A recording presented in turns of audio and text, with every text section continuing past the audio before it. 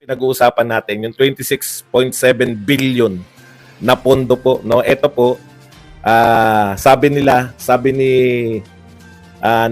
Dong Gonzales. Si Dong Gonzales po, yan yung pinalit kaya Gloria Macapagal-Arroyo bilang Deputy Speaker, no? Mataas po ang tungkulin nito ni Dong Gonzales. Kaya attack dog to ni Martin Romualdez. Maganda po yung punto ni Martin Romualdez ni Dong Gonzales, no? Ang sabi ni Dong Gonzales, eto raw po, yung akap na kinu-question kahapon ng mga congressman sa pamumuno ni Senator ng mga senador pala, sa pamumuno ni Senator Amy Marcos, doon po sa may hearing, no, yung akap na 26.7 billion na tinatanong ni Senator Marcos. Ito po ang sabi ni Gonzales, na pangising-isi pa Representative Gonzales reminds Senator Amy Marcos of the Senate's approval of the 26 billion AKAP program within the 2024 national budget. Tapos ngayon, sabi ni Gonzales, sasabihin nyo ngayon na saan ang galing, hindi nyo alam. Aba, meron na rinig pa ako, hindi ko na alam kung si Gonzales din. DSWD. Meron po bang umiepal na congressman? Meron. Anong pangalan? MR. Hindi ba?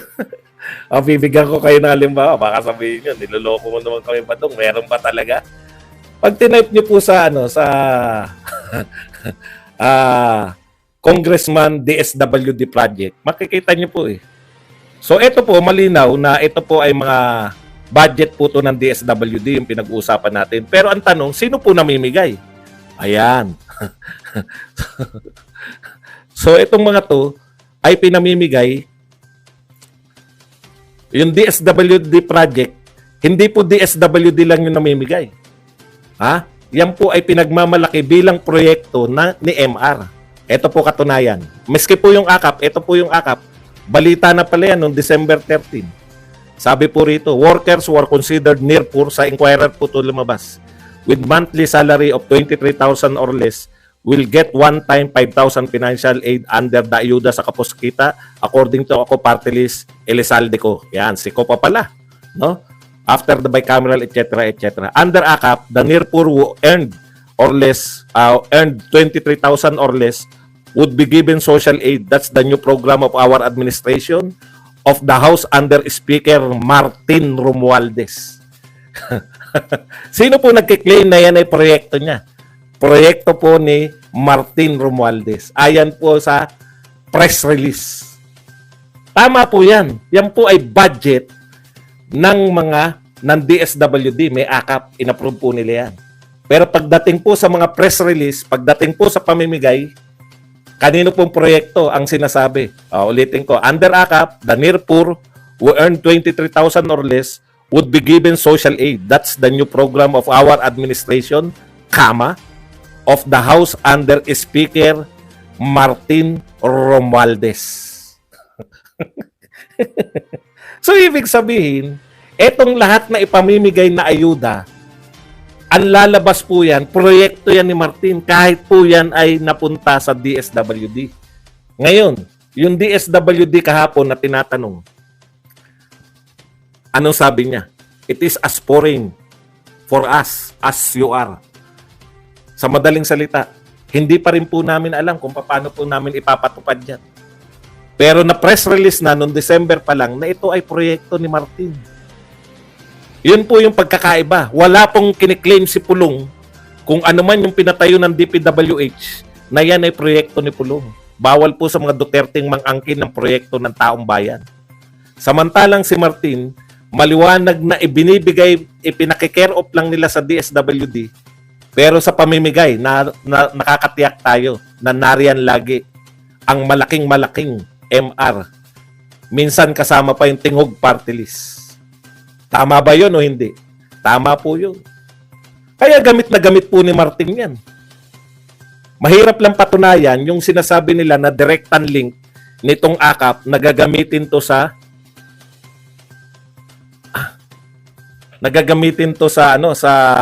anong tawag doon? nagagamitin ito sa yung pirmahan. Pero magagamit po yan, pagpapakilala po ng AKAP na yan ay proyekto ng kanilang pinuno sa House of Representatives na nagngangalang Speaker Martin Romualdez. O, ganun lang po yun. Simplihan lang po yan ng mga kampanya. Okay? Meron po ba na kahit kaya yung tatanggapin ng DSWD po, tulong sa tao yan. Yun yung nakakapagtaka doon, no? Kahit hindi pa po alam kung paano i-implement ng DSWD. Kasi tinatanong kahapon eh. Pero meron na po. Meron na po silang budget. At malinaw din po na nasa mga dyaryo na, ito nga halimbawa Inquirer, na ito ay proyekto ni Martin Romualdez na ipapadaan sa DSWD. Ganun lang po yun.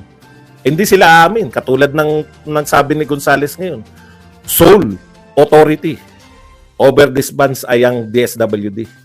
Pero sa projection nila sa media, project of Speaker Martin Romualdez. Okay, punta na po tayo rito sa isa pa. Ito po si Bulubukbukin. Ang daming pera talaga. Bumaba. Hindi pa nga alam kung paano i-implement. Meron ng pera. Grabe. Napakaswerte. No? Sabi nga sa inyo, 500 billion. Kwentahin nyo po yung budget ng ayuda. Nung panahon ng pandemya, 2 taon yun, mas malaki pa to. Sa walang pandemya, mas malaki pa yung i-ayuda natin. Okay, punta na po tayo rito sa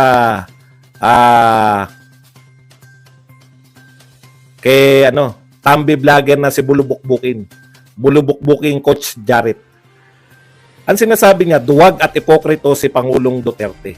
Bakit duwag? Hindi ko na nabutan. Wala dito sa lang to, sa Twitter. Maikli lang to, parang kinakat lang nilalagay sa Twitter. Pero bakit daw ipokrito? Kasi daw nung panahon ni Pangulong Duterte, nagsusulong po siya ng tsa-tsa, di ba? Ngayon daw, napaka-ipokrito raw ni Pangulong Duterte kasi ngayon daw tinututulan niya yung tsa-tsa. So nung panahon niya, gusto niyang magsulong ng tsa-tsa, ano pa nga raw, buong gobyerno pa yung babaguhin, di ba? Yung gagawin pa tayong federalismo. Okay, tama po yun. Gusto po ni Pangulong Duterte yun sa simula.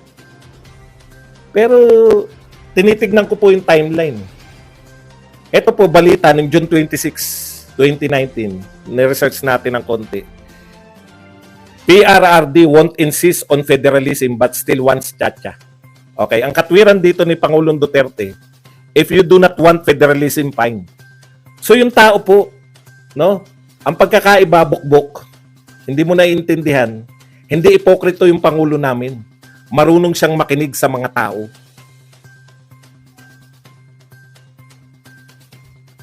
Okay. Ano yung sinasabi? No?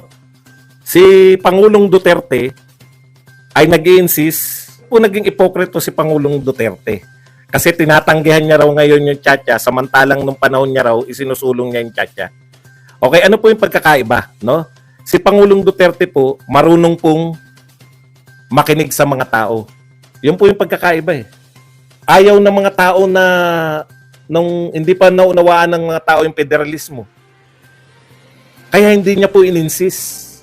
Ito po, ang pagkakaiba po ngayon, ang dami na pong issue nitong People's Initiative, ang dami na pong issue nitong tsa-tsa natin, nag-aaway-away na yung Senado at Congress, mga House of Representatives. Nag-aaway na yung congressman at mga senador.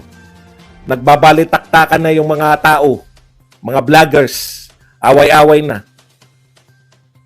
Wala pa rin. Tuloy-tuloy pa rin. Bahala na. Magkagulo na tayo rito sa Pilipinas. Basta kinakailangan matuloy yan, tsa-tsa na yan. Ang sabi nga ni Pangulong Duterte, sige, kung ayaw ng mga tao yung federalismo dahil hindi pa nila naunawaan, hindi ko i-insist yan. Ano lang gagawin niya? Yung mga economic provision lang, na yun po yung mga, yan po kaya po nagbukas tayo, di ba, sa telecommunication at iba pa. Binago lang po yung saligang batas sa pamamagitan ng hindi nga nagtsa-tsa nung panahon ni Duterte. Sa pamamagitan lang po ng pagpapasa ng mga bagong batas. Okay naman. Pwede na magmay-ari ng mga kumpanya pala rito, mga dayuhan. Dahil po dun sa mga pagbabago na yun. So hindi po ini-insist. Bakit po magiging ipokrito si Pangulong Duterte na tututulan niya yung tiyatya? Ayaw niya nga ng, kung ayaw nga ng mga tao, hindi niya pinilit.